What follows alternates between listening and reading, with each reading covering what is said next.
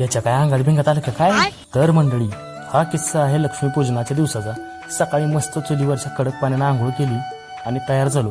वाईला निघाला. तयार झालो आणि निघालो वाईला बाजाराला. लक्ष्मीपूजनासाठी थोडा बाजार घ्यायचा होता. महत्वाचं म्हणजे आपल्याला फटाकडे घ्यायचं होतं. मग काय, आप्पा आणि मी निघालो वाईला. वाईला पोचलो, बाप्पाला हात जोडले आणि निघालो बाजारात. बाजार तर आज सजलाच होता. रंगोळीच्या रंगांनी, झेंडूच्या फुलांनी, आकाशकंदिलांनी. बाजार फिरता फिरता एका जागी हे तारावरच्या तोरणाचं दुकान दिसलं. भारी भारी तोरणं होती. त्यातलं एक मला आवडलं. मग काय घेतलं. आप्पानी बाकी बाजार तर केलाच होता. मग काय थेट पोचलो आपल्या आवडत्या ठिकाणी. फटाके घेतले.